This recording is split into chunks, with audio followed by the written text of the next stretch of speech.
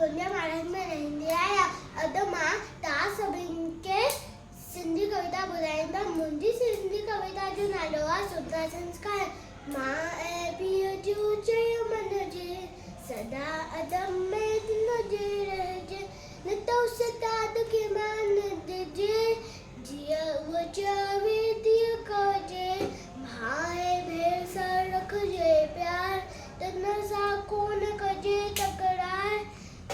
सवेल सुम्हिजे सवेल उथजे, अवल